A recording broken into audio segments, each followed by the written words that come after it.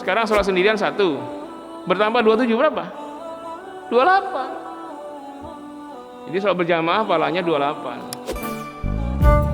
Jamaah yang dimuliakan oleh Allah, untuk hasil yang maksimal dalam menyaksikan video ini dapat menggunakan headset, earphone, atau alat bantu dengar langsung lainnya. Sudah, mari kita saksikan. Assalamualaikum warahmatullahi wabarakatuh. Alhamdulillahil wahidil qahharil azizil ghaffar, mukawwirul laili 'alan nahar, tazkiratan li ulil qulubi wal absar, wa tabsiratan li dhawil albabi wal i'tibar, alladhi ayqadha min khalqihi man istafahu fazahhadahum fi hadhihi ad-dar wa syaghalahum li muraqabatihi wa idamatil iftikar wa mulazamatil itti'azi wal iddikar wa wafaqahum lid-du'ubi fi ta'atihi wa ta'ahhubi lidaril qarar wal hadari mimma yuskhituhu wa yujibu daral bawar wal muhafazati ala dhalika ma'a taghayyuril ahwali wal atwar. Ahmaduhu ablagh hamdi wa azkah wa ashmalah wa anmah wa ashhadu an la ilaha illallah al-barrul karim ar-ra'ufur rahim wa ashhadu anna Muhammadan 'abduhu wa rasuluh wa habibuhu wa khaliluh al-hadi ila siratim mustaqim wad-da'i ila dinin qayyim salawatullahi wa salamuhu alaihi wa ala sairin nabiyyin wa ali kulli wa sairis salihin amma ba'd. Faqad qala Allah ta'ala a'udzu billahi minasy syaithanir rajim. Bismillahirrahmanirrahim. Wa ma khalaqatul jinna wal insa illa liya'budun. Ma uridu minhum min rizqin wa ma uridu ay yut'imun. Shadaqallahul azim. Allahumma arhamna bil Qur'an. Jemaah salat subuh Masjid Asy-Syarif rahimakumullah. Alhamdulillah senantiasa bersyukur pada Allah Subhanahu wa taala yang masih memberi kita kehidupan sampai bulan Sya'ban 1442 Hijriah tahun ini. Tidak lama lagi insyaallah kita akan memasuki bulan Ramadan. Allahumma barik lana fi Rajab wa Sya'ban wa ballighna Ramadan. Ya Allah, berkahi kami di bulan Rajab dan Sya'ban, sampaikan kami ke bulan Ramadan. Salawat dan salam semoga selalu terlimpah dan tercurah buat junjungan tercinta Nabi Muhammad sallallahu alaihi wasallam yang telah berwasiat kepada kita untuk selalu berpegang teguh kepada Quran dan Sunnah. Taraktu fikum amrayni ma in tamassaktum bihima lan tadillu abada, kitaballahi wa sunnatar rasul. Aku wasiatkan 2 pegangan pokok pada kalian, kata Rasul. Selama kalian berpegang teguh kepada keduanya, selama itu pula kalian tidak akan tersesat, yaitu kitaballah Al-Qur'anul Karim wa sunnatar rasul, sunnah Rasul, yaitu al-hadis an-nabawi. Dan sekarang kita mengkaji hadis-hadis Nabi dalam kitab Riyadhus Shalihin pada bab al-ikhlas wa ihdarun niyat fi jami'il a'mal wal aqwal wal ahwal al-barizah wal khafiyah. Bab ikhlas dan menghadirkan niat dalam semua perbuatan, semua ucapan dan semua kondisi, al-barizah wal khafiyah, baik yang terlihat maupun yang tersembunyi. Ingat ya, baik yang terlihat maupun yang tersembunyi. Karena bagi kita mungkin tersembunyi, bagi Allah tidak ada yang tersembunyi. Walaupun dalam hati kita yang paling dalam, ya, Allah Maha mendengar, Allah Maha tahu. Kita sampai kepada hadis nomor 11 dalam kitab Riyadhus Shalihin. Kalau Bapak Ibu ada aplikasi terjemah, silakan buka kitab Riyadhus Shalihin. Hadis nomor 11. Wa an Abi Hurairah radhiyallahu anhu qala Rasulullah sallallahu alaihi wasallam. Dari sahabat Abu Hurairah radhiyallahu anhu, dia berkata, Rasulullah SAW telah bersabda, salatul rajuli jama'atan tazidu ala salatihi fi suqihi wa baitihi bid'an wa 20 darajah. Salat seseorang secara berjamaah bertambah dibandingkan sholatnya di rumahnya atau di pasarnya sebesar bid'ah wa ishrin. Bid'ah bukan dal tapi do, ba, do, ain, bid'ah wa ishrin. Bid'ah itu bilangan 2 atau bilangan 3 atau 5 atau 7 atau 9, itu bid'ah. Wa ishrin 20. Jadi bid'ah wa ishrin apakah 23 atau 25 atau 27 atau 29. Kalau kita merujuk pada hadis ini saja, maka khilafiyah kalimat bid'ah wa ishrin 23 kali lipat, 25 kali lipat, 27 kali lipat, 29 kali lipat. Nah, kalau kita merujuk hadis ini kepada hadis yang lain, maka ada hadis yang juga hadis sahih riwayat Imam Bukhari juga, yaitu hadis yang berbunyi salatul jamaah afdalu min salatil fardhi bi 27 darajah. Salat berjamaah lebih utama dibanding salat sendirian dengan selisih 27 derajat. Nah, hadis yang bisa wa ishrina darajah itu bisa saja menafsirkan hadis bid'ah wa ishrin. Sehingga secara khusus kalimat bid'ah wa ishrin dalam ayat ini, dalam hadis ini berarti 27. Tapi tidak keliru kalau ada yang mengatakan 29 atau 23 atau 25. Karena makna bid'ah begitu. Secara umum 23 atau 25 atau 27 atau 29. Tapi kalau kita khususkan dengan hadis lainnya, maka yang lebih tepat kalimat bid'ah wa ishrin 27. Jadi kata Nabi, salat berjamaah dibandingkan salat sendiri di rumah atau di pasar sendiri, tazidu bertambah 27 kali lipat. Nah, ini perlu diperjelas maknanya. Baik hadis ini maupun hadis yang senada, yaitu salatul jamaah afdalu min salatil fardhi bi 27 darajah. Itu hadis yang kedua. Hadis yang lainnya yang senada. Salat berjamaah lebih utama dibanding dengan salat sendirian selisih 27 derajat. Hadis ini bertambah 27 derajat. Nah, sekarang saya tanya, sholat sendiri berapa pahalanya? Berapa? Sholat sendiri 1 ya? Sholat berjamaah berapa pahalanya?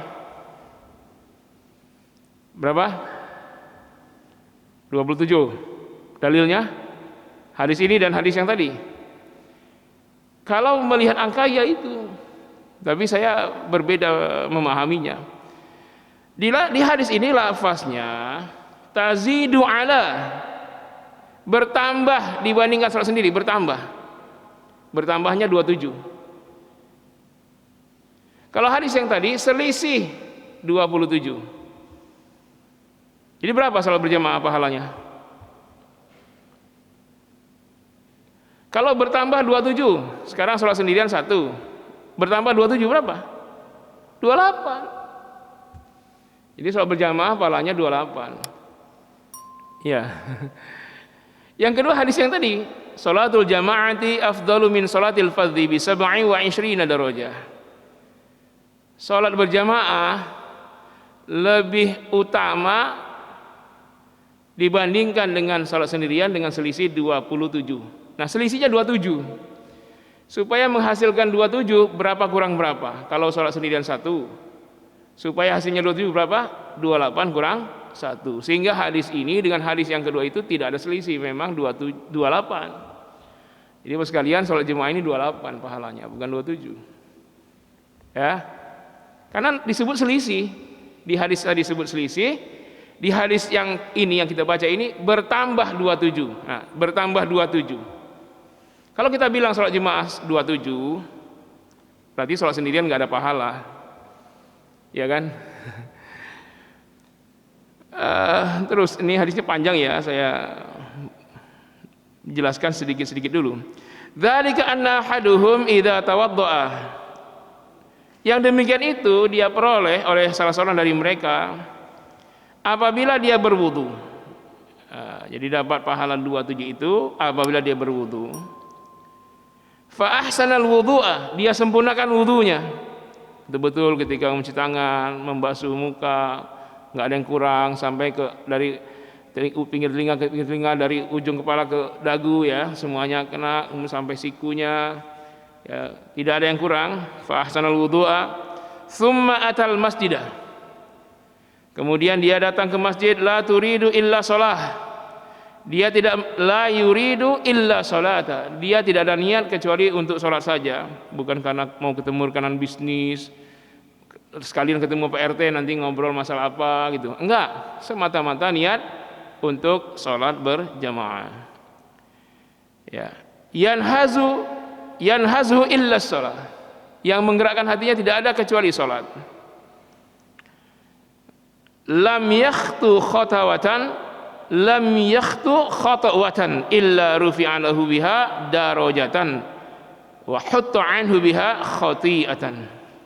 Tidaklah dia melangkah dengan satu langkah kecuali diangkat setiap langkah itu satu derajat, wa hutta anha biha khati'atan, dan dihapuskan satu dosa. Tiap langkah bertambah satu pahala, berkurang satu dosa dari rumah. Berarti ini maksudnya tambahan, selain pahala sholat berjamaah tadi bertambah 27, yaitu 28 pahala. Nah, setiap langkah dari rumah ke masjidnya itu, satu langkah itu akan menambah satu pahala dan mengurangi satu dosa. Nah, saya pakai mobil, saya pakai motor, bagaimana? Nah, setiap putaran roda. Ya kalau mobil rodanya 4, ya udah kali 4 setiap. Ini ya, luar biasa, Allah Maha Pengasih. Dilipat gandakan ya. Setiap langkah bertambah satu pahala, berkurang satu dosa. Hatta yadkhulal masjidah, sampai dia masuk ke dalam masjid. Jadi di rumah, wudunya di rumah, bukan di masjid. Nah, ini lebih bagus lagi untuk kesehatan kalau kita khawatir apa-apa pandemi ya. Kalau bisa selama di masjid kita tidak ada urusan ke toilet masjid, karena itu dipakai bersama oleh orang-orang dari mana-mana, kita nggak kenal. Mungkin ada yang bawa virus, ada yang bakteri, kita tidak tahu. Kalau di rumah kita yakin dengan tempat wudhu kita, dan itu lebih baik juga ya bagi orang yang datang dari luar, tidak ngantri kalau dia butuh sesuatu. Jadi kita yang dekat-dekat di rumah lah urusannya. Tapi kalau yang dari jauh mungkin musafir, dia butuh kamar mandi, apalagi kamar mandi cuma sedikit, nah kan mendingan yang rumahnya dekat-dekat, selesai dengan semuanya itu, mandi dan wudunya di rumah masing-masing. Sudah wudu lalu baru ke masjid, jangan sampai belum wudu baru. Kalau kita tidak wudu tapi dapat pahala jemaah juga, kita wudu di masjid, cuman pahala selangkah dapat satu pahala dikurang satu, nggak dapat. Karena syaratnya itu kata Nabi, mendapatkan satu langkah itu satu pahala dikurangi satu dosa itu idza tawaddoa fa ahsanal wudu, apabila dia sudah berwudu dengan sempurna di rumahnya, itu yang dapat. Jadi kalau kita dari bangun tidur tiba-tiba azan ke masjid langsung nggak wudu dengan alasan nanti di masjid juga ada tempat wudu, iya, antum mungkin nggak telat, tapi setiap langkahnya nggak terhitung pahala, nggak dikurangi dosa. Karena syaratnya iza itu huruf syarat ya. Apabila dia berwudu dan sempurnakan wudunya, lalu tiap langkahnya itu menambah satu pahala, mengurangi satu dosa. Jadi setiap ke masjid selalu suci, dalam keadaan suci. Hatta yadkhulul masjidah, sampai dia masuk masjid. Fa idza dakhalal masjidah kana fi sholati ma kanati sholatu hiya basuhu. Dan apabila dia sudah masuk masjid, maka dalam sholatnya itu ya, kanati sholatu hiya basuhu, sholatnya itu menahannya untuk di masjid. Jadi setelah sholat dia nggak langsung pulang, dia beriktikaf. Nah, selama dia beriktikaf itu, baik dia kayak kita sekarang nih pengajian, ataupun ada yang baca Quran, ada yang berzikir, selama itu wal malaikatu yusalluna ala ahadikum, para malaikat bersalawat kepada orang tersebut, madama fi majlisi, selama dia masih di tempat sholatnya itu, Ya, alladzi shalla fihi, di masjid yang dia salat di dalamnya. Jadi malaikat berselawat selama itu. Baik dia dalam pengajian atau dalam baca Quran atau ibadah lain sambil zikir selama di masjid itu, maka malaikat berselawat dengan 3 ungkapan doa. Apa salawat malaikat? Jadi salawat itu artinya doa ya. Macam-macam salawat itu. Kalau Allah dan para malaikat salawat kepada Nabi, innallaha wa malaikatahu yusholluna 'alan nabi. Makna salawat Allah kepada Nabi, salawat malaikat, bahwa Allah membanggakan Nabi kepada para malaikat, kepada makhluk di langit. Itu salawat Allah kepada Nabi. Jangan dibilang Allah berdoa kepada Nabi, salah paham. Salawat malaikat kepada Nabi ya adalah para malaikat membanggakan Nabi kepada seluruh penghuni langit. Ya, salawat umat kepada Nabi itu bukan doa seperti orang yang mau celaka didoain, tapi sebuah penghormatan, pemuliaan. Jadi jangan begini, Allahumma sholli wa sallim ala sayyidina Muhammad, ya Allah sejahterakan, selamatkan Nabi kami Nabi Muhammad. Oh, pengertiannya bahwa Nabi tidak selamat, makanya didoain oleh umat. Itu keliru. Bukan itu maksudnya. Nabi sudah pasti selamat. Maksud salawat umat kepada Nabi itu sebuah penghormatan. Itulah bahasa cinta umat kepada nabinya yang dilegalkan oleh hadis Nabi, oleh Al-Quran. Sama kayak bapak sekalian di kantor, ketika bapak ketemu dengan bos, bapak bilang dengan bos ketika masuk kantor, selamat pagi bos. Bapak sedang memuliakan dia. Bukan bapak mendoakan si bos dari kondisi celaka menjadi selamat, bukan. Ketika bapak ketemu di kantor, assalamualaikum, selamat atas Anda wahai bos, itu maksudnya apa? Sebuah penghormatan. Bukan kondisi bos sedang tidak selamat. Nah, ketika kita berselawat dengan Nabi, sejahterakan, selamatkan Nabi kami ya Allah, maksudnya penghormatan kepada Rasulullah. Seperti itulah. Nah, sedangkan malaikat pun berselawat bukan hanya kepada Nabi, kepada manusia. Apa kata Nabi? Wal malaikatu yusholluna ala hadim minkum madama fi majlisihi alladhi shalla fihi. Para malaikat senantiasa berselawat kepada kalian selama masih di majelisnya, baik di masjid maupun di majlis-majlis ilmu yang lain. Kayak kita sekarang majlis ilmu ini ya. Apa salawat malaikat? 3 doa.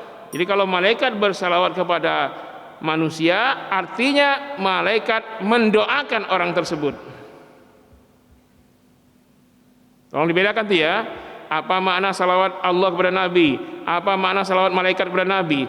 Apa makna salawat umat kepada nabinya? Apa makna salawat malaikat kepada manusia? Nah, ini yang baru doa ini. Makna salawat malaikat kepada manusia adalah doa, yaitu malaikat mendoakan manusia dengan 3 ungkapan. Allahumma arhamhu. 1. Yang 2, Allahumma ighfir lahu. 2. Yang ketiga, Allahumma tub alaihi. Ya Allah, sayangilah orang ini yang di majelis ilmu ini. Yang kedua, ya Allah ampunilah dosa-dosanya.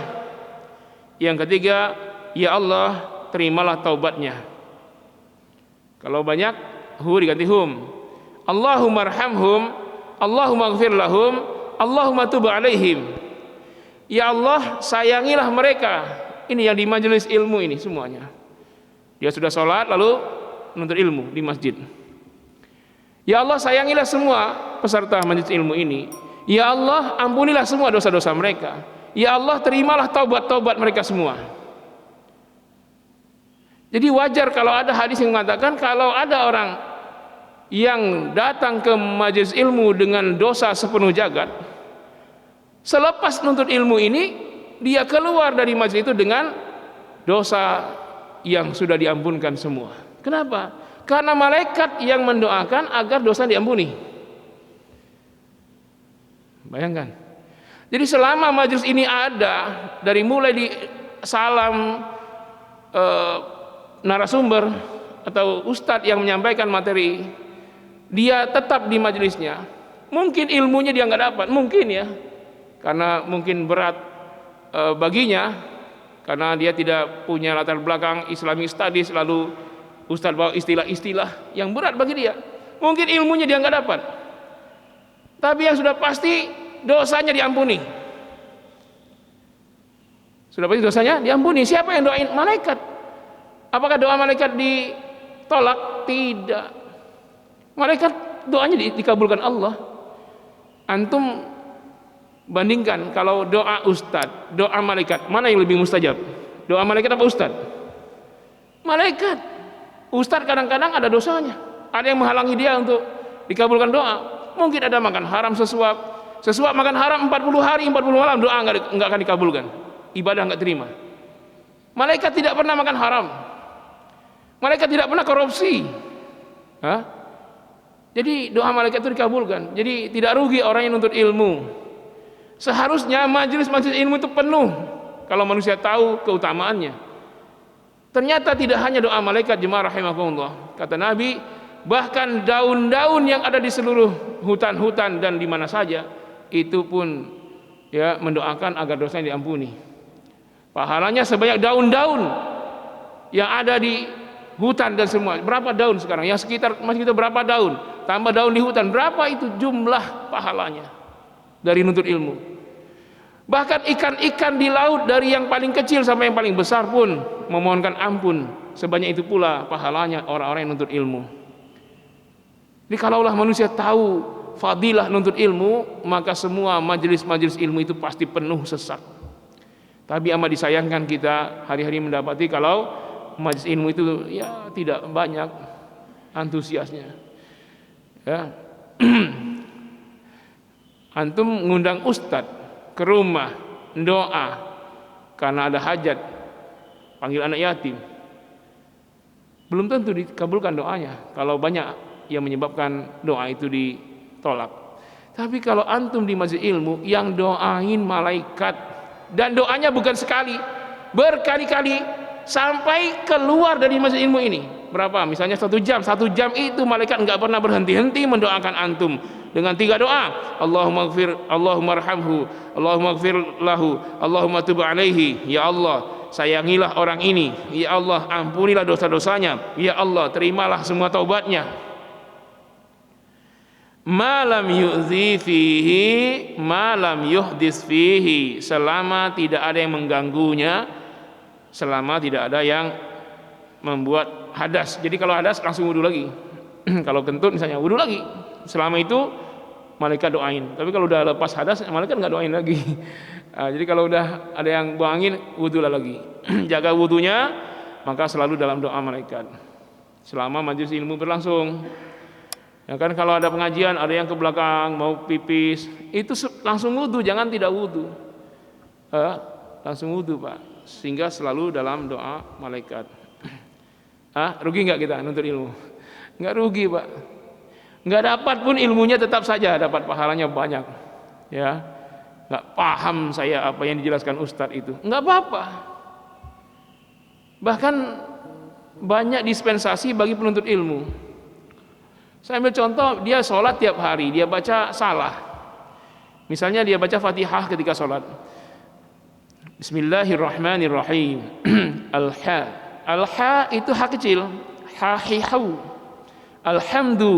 Alhamdulillahi rabbil alamin, segala puji bagi Allah Tuhan seluruh sekalian alam. Dia salah baca. Dia baca alhamdu, ha besar. Apa artinya alhamdu? Segala bisul, kalau saya nggak salah alhamdu itu bisul. Yang nanah itu ya, bengkak nanah itu. Bagaimana coba kalau dia salah baca? Segala bisul nanah-nanah untuk Allah. Dia baca itu terus setiap sholat. Salah dia, dosa tidak?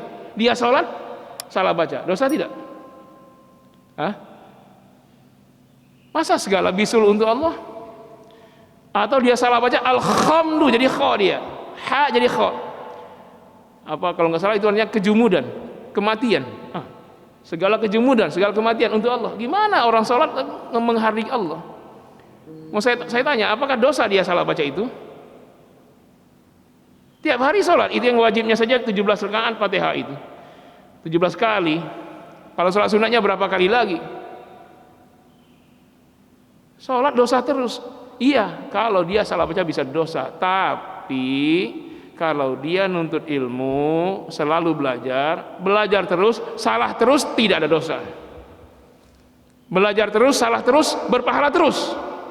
Yang menjadi dosa, dia salah terus, tidak belajar, dosa dia. Karena memang menuntut ilmu menghapus dosa. Jadi bukan menuntut ilmu itu dapat ilmunya, itu sudah bonus. Yang awalnya apa? Terhindar dari dosa. Jadi nggak ada ruginya antum hadiri majelis-majelis ilmu itu. Paling tidak semua dosa dalam ibadah itu terhapuskan. Apalagi dalam doa malaikat, pahalanya sebanyak daun di hutan, di segala daun-daun di pohon dan di hutan, pahalanya sebanyak ikan-ikan di laut. Penuntut ilmu itu sebanyak malaikat yang mendoakan. Berapa malaikat? Malaikat berbondong-bondong, apalagi wabil ashari, di waktu subuh malaikat itu turun. Jadi malaikat turun ke bumi ini ya, berbondong-bondong itu di waktu subuh menghadiri majelis ilmu. Mereka datang turun, wan nazi'ati gharqa wan nasyitati nashta wasabihat, itu wasabihati sabqa ya, wasabihati sabha fasabiqati sabqa. Demi para malaikat yang berlomba-lomba turun ke bumi, berbondong-bondong untuk apa? Untuk menghadiri majelis ilmu. Nanti malaikat turun, ternyata masjid ini sudah penuh ya, 70.000 malaikat gelombang pertama, ternyata masjid penuh. Turun 70.000 yang kedua, tidak muat lagi nih. Kalau Bapak lihat ini, kalau bisa lihat malaikat semua di sini nih ya, nggak dapat tempat. Akhirnya malaikat kedua berdiri di pundak malaikat pertama. Gelombang malaikat kedua penuh, turun gelombang malaikat ketiga ya, kemudian tidak mendapat tempat kecuali sudah penuh. Akhirnya dia bertengger di pundak malaikat kedua, malaikat keempat di pundak malaikat ketiga, malaikat kelima, sampai mana? Sampai setinggi langit dunia. Dan semuanya malaikat itu mendoakan para penuntut ilmu. Berapa puluh ribu, berapa juta malaikat itu sekarang yang hadir. Coba kalau mereka bertengger di pundak-pundak para malaikat lain itu sampai setinggi langit dunia, berapa jumlahnya? Dan semuanya mendoakan dengan 3 ungkapan tadi, Allahumma arhamhu, Allahumma ighfir lahu, Allahumma tub alaihi. Ya Allah, sayangilah para penuntut ilmu ini. Ya Allah, ampunilah semua dosa-dosanya. Ya Allah, terimalah taubat-taubat mereka. Yang mendoakan malaikat yang sangat banyak sampai ke langit dunia. Dan tidak berhenti-henti sampai selesainya majelis ilmu. Jadi kalau orang yang tahu keutamaannya, dia kepengen belajar itu, jangan 1 jam ceramah itu, kalau bisa 10 jam.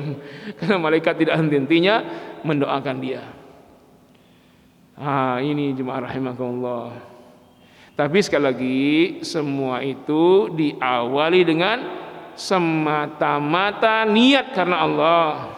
Bukan niatnya nuntut ilmu nanti ketemuan dengan siapa, selesaikan bisnis, ketemu rekanan di masjid, partner bisnis. Hilangkan niat itu. Kalaupun nanti setelah majelis ilmu akan bicara itu, ya silahkan. Tapi niat dari rumah semata-mata untuk ibadah dan nuntut ilmu, untuk sholat dan nuntut ilmu. Ini luar biasa jemaah. Jadi beda antara orang yang ngerti, orang yang tahu dengan yang tidak tahu. Tahu dengan hadis ini dan yang tidak tahu dengan hadis ini beda. Motivasinya beda. Ketika nanti ada pengajian beda. Barangkali nanti atau besok ya ada pengajian duha. Sudah tahu fadilah ini, barangkali orang yang tahu tidak akan pernah meninggalkan sekalipun dari pengajian, dari nuntut ilmu. Tapi yang tidak tahu hadis ini dia akan lalai. Ya. Kemudian kita masuk hadis yang ke-12. Satu lagi ya. Insya Allah ini tamat ini bab ikhlas ini, tinggal 1 hadis, tapi hadis terakhirnya panjang, 1 halaman penuh. Sekarang hadis nomor 12. Wa an Abil Abbas Abdullah bin Abbas bin Abdul Muttalib. Ayahnya si Abbas, yaitu Abdullah bin Abbas. Gimana itu? Jadi ini Abbas ini dia sudah tabi'in ini. Ayahnya Abdullah, sahabat. Ayahnya Abdullah, Abbas juga paman Nabi. Jadi Abdullah dengan Abbas dua-duanya sahabat, tapi anaknya Abdullah yaitu Abbas juga namanya, itu sudah tabi'in. Jadi kakek dengan cucu namanya sama, yaitu Abbas. Ya, Abbas bin Abdullah bin Abbas bin Abdul Muthalib. Abdul Muthalib kakeknya Nabi. Jadi siapa Abbas ini? Abbas ini berarti keponakannya Nabi. Bukan keponakan ya. Nabi itu adalah keponakannya keponakan Nabi. Tapi agak jauh karena Nabi dengan Abdullah, ayahnya Nabi Abdullah, Abbas dengan Abdullah saudara kandung. Abdullah melahirkan Nabi Muhammad, Abbas melahirkan Abdullah. Nanti Abdullah ini punya anak dikasih nama Abbas. Nah, ini yang meriwayatkan hadis tersebut. Jadi tabi'in dari Abbas bin Abdullah bin Abbas bin Abdul Muthalib. Apa kata beliau? Radhiyallahu anhuma, an Rasulillah sallallahu alaihi wasallam, dari Rasulullah SAW, fima yarwi an rabbih tabaraka wa ta'ala, dari hadis yang dia riwayatkan dari Tuhannya tabaraka, yang maha memberkahi, wa ta'ala, dan maha tinggi. Qala, dia berfirman, Allah berfirman. Jadi ini hadis kudusi. Hadis kudusi. Jadi hadis kudusi itu adalah wahyu Allah, tapi bukan Al-Quran. Bedanya apa? Kalau Al-Quran, redaksi dan maknanya total semuanya dari Allah. Yang kedua, hadis Nabawi, al-hadis an-Nabawi yang kita sering sebut hadis, itu redaksi dan maknanya dari Nabi Muhammad. Nah, yang ketiga ini hadis kursi. Hadis kursi itu adalah wahyu Allah yang maknanya dari Allah masuk ke sanubari Rasul, lalu keluar dari Nabi, yaitu redaksinya Nabi, lafaznya Nabi, maknanya dari Allah. Nah, ini hadis kursi. Dia tidak termasuk ayat Al-Quran, tapi dia wahyu Allah, firman Allah dengan redaksi dari Nabi Muhammad. Nah, ini hadis kursi. Salah satu cirinya itu, ya, ketika Nabi adalah perawi terakhirnya. Jadi sanadnya itu Nabi, bukan sumber. Kalau selama ini kalau hadis biasa, Nabi sumbernya, sanad terakhirnya sahabat. Nah, ini Nabi sanad terakhirnya, Nabi sebagai sanad terakhirnya, Allah sumbernya. Jadi fima yarwi an rabbih tabaraka wa ta'ala qala, dari beliau riwayatkan dari Tuhannya Allah Subhanahu wa taala, tabaraka, yang maha memberkahi, wa ta'ala, yang maha tinggi, qala, dia berfirman. Ini firman Allah berarti. Innallaha katabal hasanati was sayyiat. Sesungguhnya Allah menulis semua kebaikan-kebaikan, menetapkan semua kebaikan-kebaikan dan keburukan-keburukan. Tsumma bayyana dzalik, kemudian Allah menjelaskan hal tersebut.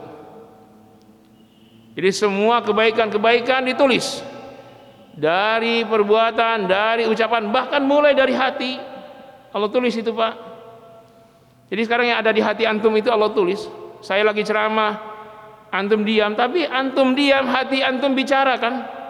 Nah, apa yang antum bicarakan di hati sekarang, Allah catat semua itu.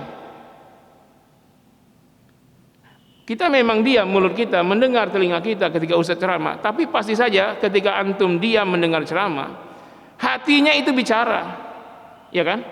Sekarang ini coba, yang tidak bicara itu yang lagi ceramah tidur, nggak bicara dia. Tapi yang nggak tidur, hatinya bicara.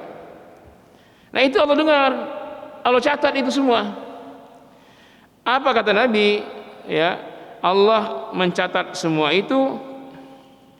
Faman hamma bihasanatin, barang siapa di hatinya sudah ada keinginan kebaikan, satu kebaikan, di hatinya ada niat kebaikan, di hatinya, kata Nabi, satu kebaikan, falam ya'malha, kemudian dia tidak mengamalkannya. Udah ada di hatinya ingin berbuat baik, enggak diamalkan. Falam ya'malha, katabaha Allahu tabaraka wa ta'ala indahu hasanatan kamilatan. Allah catat untuk dia, Allah tabaraka wa ta'ala mencatat untuk dia satu pahala sempurna. Hasanatan kamilatan, satu hasanah ini, Pak, sering diartikan satu pahala ya, tapi saya agak berbeda karena di Al-Qur'an katakan wal hasanatu Wal hasanatu bi asyri amsalihha. Hasanah itu 10 pahala. Di Al-Qur'an begitu disebutkan. Wal hasanatu bi asyri amsalihha. Satu hasanah 10 pahala. Jadi kalau hasanah ini kita artikan indahu hasanatan kamilatan, kalau terjemahan umum dia katakan 1 pahala sempurna. Kalau saya menafsirkannya 10 pahala sempurna. Baru niat saja belum diamalkan. Wa in hamma, ya, wa in hamma biha fa'amilaha katabahallahu indahu asyra hasanatin ila 700 di'afin ila ad'afin katsiratin. Kalau dia sudah ada niat di hati untuk berbuat kebaikan, lalu dia wujudkan, fa'amilaha, dia amalkan kebaikan itu, katabahallahu indahu asyra hasanatin, Allah berikan baginya 10 hasanah. Kalau terjemahan biasa katakan 10 pahala. Tapi kalau hasanah itu sebagaimana Al-Qur'an sebutkan 1 hasanah 10, maka ini 100 pahala maknanya. Boleh kita pakai makna umum dulu, makna yang secara umum mengatakan 10 pahala, oke lah. Tapi tidak dibatasi 10, kata Nabi, ila 700 dha'fin. 10 sampai 700 kali lipat hasanah. Jadi kalau niat baik tadi diwujudkan, pahalanya bukan 10, tapi 10 sampai 700 hasanah. Kalau hasanah tadi diartikan 10, berarti 7.000 pahala. Luar biasa ini ya. Niatkan, setelah itu diamalkan. Wa in hamma sayi'atan, kalau dia ada niat condong berbuat satu keburukan, falam ya'malha, lalu dia tidak mengamalkan niat buruknya itu. Ya. Jadi ada keinginan berbuat buruk, lalu enggak jadi. Niat mau tukar sendal yang lebih bagus setelah pulang dari masjid. Nah, niat ya. Udah niat. Pas orang salam dia duluan pulang, carilah yang paling bagus. Ketika itu falam ya'mal, enggak jadi. Falam ya'malha, enggak jadi dia mencuri sendal. Katabahallahu ta'ala indahu hasanatan kamilatan. Maka Allah tetapkan baginya 1 hasanah. Jadi kalau berbuat buruk niatnya enggak jadi, dapat pahala. Pahalanya 1 hasanah yang sempurna. Wa in hamma biha, tapi kalau dia berniat untuk keburukan, fa'amilaha, lalu dia aplikasikan niat buruknya itu, katabahallahu sayi'atan wahidatan, maka Allah menetapkan baginya 1 dosa, ya, wahidan, 1 dosa, sayi'atan wahidan, 1 dosa. Kan luar biasa, Allah Maha Pengasih Maha Penyayang. Kebaikan yang diniatkan diamalkan, ya, maka tidak diamalkan dapat 1 pahala. Kalau diamalkan dilipat gandakan 10 sampai 700 hasanah. Tapi kalau keburukan niat lalu dibatalkan dapat pahala 1. Kalau diwujudkan niat buruknya hanya dosa 1. Jadi di mana itu intinya? Di hati. Ya, jemaah rahimakumullah. Jadi pentingnya niat di hati. Tapi jangan sampai kita begini, yang penting kan niat. Niat penting, tapi amal itu juga jauh lebih penting.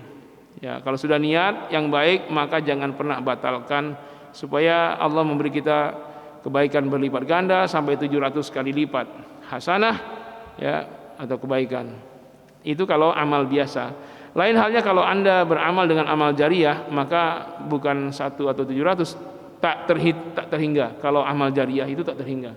Wakaf untuk masjid, untuk pondok dan lain-lain, selama ada aktivitas sosial, aktivitas ibadah di tempat antum beramal itu, pahalanya terus mengalir, baik antum masih hidup maupun sudah wafat, sampai tidak berfungsinya lagi tempat kita beramal jariah tersebut. Ya, nah, ini pentingnya kita tahu, sehingga kita tahu skala prioritas dalam beramal, mana yang kita utamakan, mana yang kita bisa tunda. Itu karena ilmu, karena ngaji, jemaah rahmatullah. Baik, ini barangkali masih ada waktu 5 menit kalau ada yang mau tanya. Kalau masuk ke hadis yang ketiga, tanggung, ini panjang sekali, 1 halaman penuh dan penjelasannya juga panjang. Ya, silakan. Baik, jamaah sekalian, ada yang mau bertanya? Kalau tidak ada pertanyaan di Instagram, ada pertanyaan Ustaz. Apakah belajar ngaji online dengan ngaji offline itu sama pahala menuntut ilmunya? Terima kasih. Apakah ngaji online dengan offline sama? Secara nuntut ilmunya boleh jadi, tetapi biasanya kalau online itu orang lebih santai. Dia sambil ngopi, sambil ngapa-ngapa itu ya, jadi nggak serius. Yang kedua, dia walaupun langsung live dengan guru yang bersangkutan, itu kurang secara keberkahan. Karena berkahnya nuntut ilmu itu adalah ketemu dengan guru. Kebiasaan para ulama dahulu ada tradisi sanad, Pak. Jadi sanad itu diperoleh dengan cara tatap muka langsung antara guru dan murid. Pada ujungnya nanti akan diijazahi oleh gurunya, ajaztuka an tu'allima hadzal kitaba ya ilal ummah, misalnya ya, aku ijazahkan engkau untuk mengajarkan kitab ini kepada siapa. Itu lain, beda. Secara keberkahan beda. Ya. Karena di situ ada hubungan ruhiyah. Jadi ketika murid guru ini tidak hanya urusan nuntut ilmu, dia ada urusan saling memperhatikan. Kalau gurunya ada masalah, kalau muridnya ini sedang sakit atau ini, itu kasih sayang yang tidak dijumpai kalau belajar online. Kalau online itu hanya fokus untuk dapat ilmu saja, tetapi terkait dengan kasih sayang, hubungan guru murid itu tidak kuat. Ya. Semestinya guru murid itu seperti ayah dan anak, sehingga tidak masing-masing, ada saling menyentuh, saling kasih sayang. Kalau online mungkin hanya dapat ilmu, ya. Jadi jangan sampai kita cukuplah di Google banyak, di YouTube banyak, nggak usah pengajian lah, nggak dapat berkah itu, Pak, nggak dapat berkah. Berkah itu ketemu guru. Makanya kalau kita pelajari hadis, bagaimana para sahabat itu menempuh jalan yang jauh, padang pasir, naik gunung, turun lembah untuk menuju majelis Rasulullah itu, Pak. Dia tempuh jalan sejauh itu. Bahkan yang buta namanya Abdullah bin Umi Maktum itu tanpa penuntun dari rumah yang sangat jauh untuk belajar dengan Nabi langsung itu. Padahal dia buta, nggak ada penuntun. Dia ke Masjid Nabawi, dia merangkak dari tempatnya, dia melewati padang pasir yang terik panas ya, untuk menuntut ilmu dengan Rasulullah langsung. Namanya Abdullah bin Umi Maktum. Ya, keberkahan ketemu guru itu beda dengan tidak ketemu. Jadi beda ya, nggak bisa disamakan. Ya. Jadi apalagi sekarang kalau lewat online saja. Karena pandemi bolehlah ya, karena pandemi. Nanti kalau pandemi sudah selesai, maka perkuat hubungan guru murid itu dengan tatap muka, offline. Ya, tapi kalau online jangan dipaksa. Ini sekarang orang pengajian ini bukan hanya yang ada di sini, yang di rumah kan bisa via online. Tapi saya rasa jangan mengandalkan. Ketika memang antum tidak berpotensi besar, bisa jaga prokes dengan ketat, tidak lepaskan masker, cuci tangan, jaga jarak, dan itu sesuai dengan sains, dengan ilmu, tidak akan tertular, keluarlah. Tapi kalau ada resiko, jangan. Kalau misalnya ada potensi bawaan diabetes, biar lebih baik online yang begitu. Namun seketika sudah normal, maka offline itu lebih barokah. Apalagi santri-santri sekarang ya, inginnya online saja misalnya, wah itu enggak barokah. Kalau sahabat meriwayatkan hadis itu enggak cuman isinya, bukan hanya matannya, Pak. Yang namanya sanad nazil. Sanad yang tinggi itu, perawi itu ketika dia ngajarin sama persis. Misalnya Nabi ketika, ini saya contoh aja, ini bukan sebenarnya ya, karena ini saya contohkan diri saya. Misalnya Nabi ngajarin, ketika Nabi ngajarin pakai sorbannya dilihat begini, pakai peci. Lalu Nabi sampaikan hadis. Misalnya Nabi mengatakan, innamal a'malu binniyat wa innamal likulli imrin ma nawa. Ada gerak tangan, ada lihat kiri kanannya.